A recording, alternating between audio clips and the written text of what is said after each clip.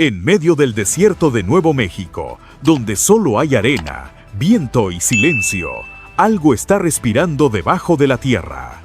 Un latido metálico. Perfecto. Constante. Antinatural. A las 3:14 a.m., los monitores del Centro Federal detectaron lo imposible.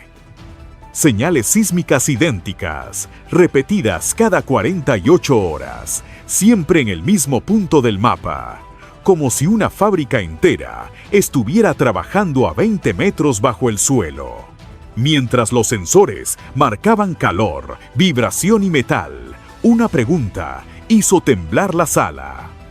¿Qué tipo de organización construye una ciudad criminal entera debajo del país más vigilado del mundo? ¿Y cómo se destruye algo que nadie puede ver? Quédate hasta el final, porque lo que está bajo ese desierto cambia todo lo que creíamos saber sobre el crimen organizado. Los primeros datos dejaron de ser simples anomalías cuando comenzaron a repetirse con una precisión inquietante.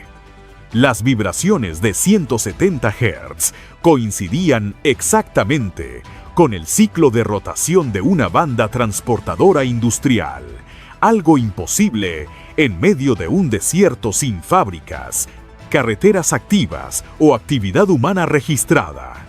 A esa frecuencia constante se unieron los puntos de calor que subían 12 grados para luego descender siguiendo un patrón perfecto, idéntico al de una máquina automatizada, funcionando por turnos. Nada natural genera ciclos tan impecables. Nada orgánico late así. Cada lectura parecía un mensaje oculto que el desierto estaba tratando de revelar. La situación se volvió aún más perturbadora cuando el equipo logístico descubrió que 60 contenedores refrigerados habían salido del almacén de Santa Teresa sin ruta, sin GPS y sin registro aduanal. Desaparecían del sistema como si fueran tragados por un agujero negro administrativo. Era imposible que una empresa legítima pudiera mover esa cantidad de carga sin dejar rastro, hasta que descubrieron que la empresa responsable, Sierra Freight Logistics, simplemente no existía. No había oficinas, no había empleados, no había declaraciones de impuestos. Solo un nombre digital creado para cubrir movimientos que ningún negocio honesto podía justificar. Cuando el FBI financiero rastreó las transferencias bancarias, el rompecabezas adquirió otra dimensión. Más de $200 millones por trimestre circulaban a través de 19 compañías fantasma, todas interconectadas por una cadena de depósitos idénticos. Cifras repetidas, como si fueran pulsaciones de un corazón financiero oculto. Las fechas de las transferencias coincidían exactamente con las vibraciones sísmicas registradas en el subsuelo, como si cada ciclo de producción tuviera su correspondiente ciclo de lavado de dinero. Lo que estaban viendo no era una casualidad, era una coreografía criminal perfecta. Y cuando el FBI, el HSI y la DEA cruzaron los 3 niveles de datos sísmicos, térmicos y financieros, la verdad golpeó a todos con la misma intensidad. Bajo el desierto había un complejo industrial completo, construido con ingeniería, financiamiento internacional y una precisión digna de una corporación global. No era un laboratorio clandestino, era una fábrica subterránea. No era una célula aislada, era una corporación criminal multinacional, operando desde el subsuelo de Estados Unidos. La pregunta que surgió fue inevitable. ¿Cuántos años llevaba funcionando sin que nadie lo detectara? A las 2:50 a.m., en una sala blindada, donde solo se escuchaba el zumbido de los servidores, se aprobó la operación que estaba a punto de reescribir el mapa del crimen en Estados Unidos. El nombre en clave elegido, Operación Drebane, no era casualidad. Pretendían cortar la vena seca, el conducto oculto por donde corría dinero. Armas y químicos desde las profundidades del desierto hacia el resto del país. Los protocolos se activaron en segundos. Cientos de agentes recibieron la confirmación al mismo tiempo, sabiendo que cada minuto contaba. No habría retrocesos, no habría segundas oportunidades. Esa noche, la frontera dormiría mientras ellos desenterraban un monstruo que nadie había querido ver. La movilización fue quirúrgica. 240 agentes de la DEA, 80 del FBI y 60 operadores HRT se desplegaron sin un solo anuncio público. No hubo ruedas de prensa ni filtraciones. La instrucción era clara: cero cámaras, cero ruido, cero margen de error. Los vehículos comenzaron a moverse como una coreografía silenciosa, cada unidad siguiendo rutas calculadas para evitar radares, poblaciones y carreteras visibles. Desde el aire, nadie habría imaginado que bajo esa calma nocturna se preparaba la mayor embestida federal contra un complejo criminal subterráneo jamás registrado. A las 3:14 a.m., el mapa digital cobró vida. 3 puntos rojos comenzaron a parpadear al mismo tiempo en la pantalla principal, cada uno ubicado sobre una zona distinta del desierto. El ritmo era extraño, constante, casi orgánico. Era como observar un corazón latiendo desde dentro de la tierra. Fue entonces cuando el comandante, sin apartar la mirada del monitor, murmuró una frase que ningún agente olvidaría. Ahí está el corazón. Y con esas palabras, el silencio se volvió una orden. Los convoyes apagaron luces, activaron la visión infrarroja y avanzaron sobre la arena como si fueran sombras arrastradas por el viento. El desierto no emitía ningún sonido. No había animales, no había tráfico, no había nada. Solo la respiración controlada de los equipos tácticos dentro de sus vehículos blindados, listos para abrir las puertas del subsuelo por primera vez. Cada metro recorrido aumentaba la tensión. En cualquier momento podían encontrarse con túneles colapsados, trampas, minas improvisadas o guardias armados esperando en la oscuridad.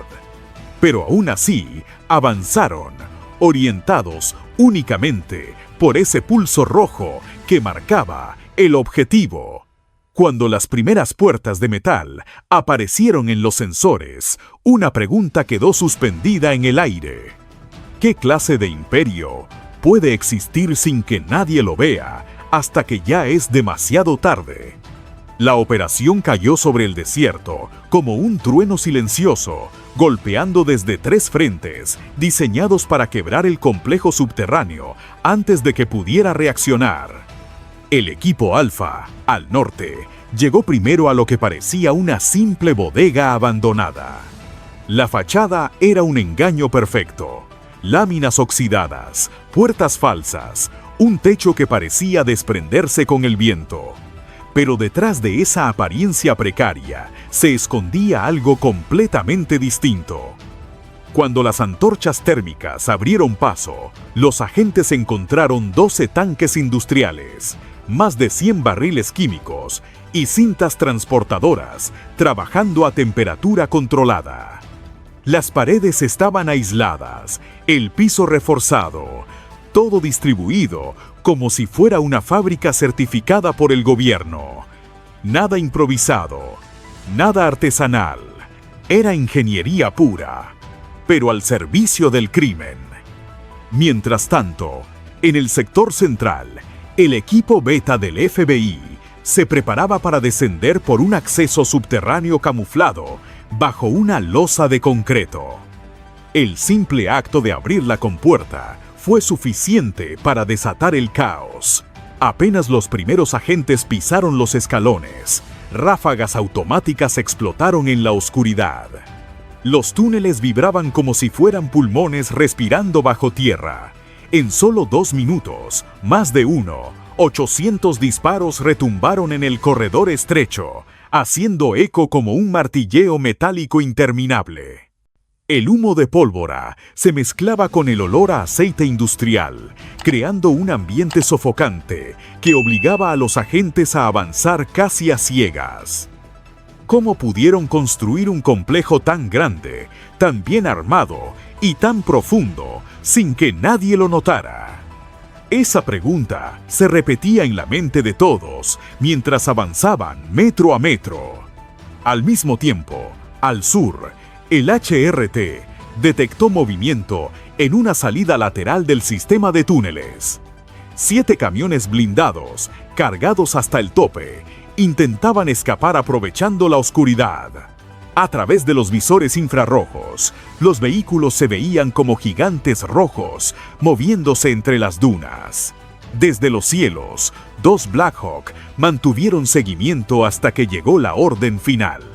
2 disparos de precisión bastaron para detener al convoy completo. En cuestión de segundos, los camiones ardían bajo las hélices de los helicópteros, iluminando el desierto con un resplandor rojizo que cortó la noche como un relámpago. Era una imagen poderosa, 7 esqueletos de acero ardiendo mientras las sombras de los agentes se movían entre el fuego y el polvo. A las 5:10 am, el horror quedó expuesto. 10.4 toneladas de metanfetamina. 100 armas listas para tráfico internacional. Códigos QR falsos. Cámaras frías ocultas. Túneles reforzados con acero. Equipos industriales diseñados para trabajar por turnos. El sistema financiero también cayó. Empresas fantasma. Más de 300 cuentas bancarias. Transacciones idénticas a los ciclos sísmicos. Inversiones disfrazadas de energías renovables. Pero la sorpresa llegó cuando un túnel colapsado reveló otra ruta, una que nadie había detectado. ¿Era una vía de escape? ¿O el verdadero centro nervioso del imperio? A las 6:01 am, el radar detectó actividad donde no debía haber nada. Un equipo HRT entró. Dentro encontraron Jimiaba, Kibunto, Punto Formar y Madora. Pasillos de concreto de 40 centímetros de grosor. Temperatura de 42 grados. Vapores químicos. 2 hombres armados defendiendo un acceso sellado. Tras cortar la puerta, la verdad salió a la luz. La cámara financiera del imperio. 62 millones de dólares en efectivo. 17 cajas fuertes. 12 USB cifrados. 9 discos duros. Impresoras de polímero para documentos falsos. El archivo central. Red River Accounting Network. Y junto a la mesa, un hombre gris, frío, tecleando sin emoción. El Hiro, el arquitecto financiero, el cerebro de todo. Antes de que pudiera enviar el último archivo, su transmisor cayó. Pero antes de irse detenido, dijo una frase que heló la sangre a todos. Solo detuvieron una parte. El resto sigue debajo. Suscríbete ahora, activa la campanita y déjame tu comentario.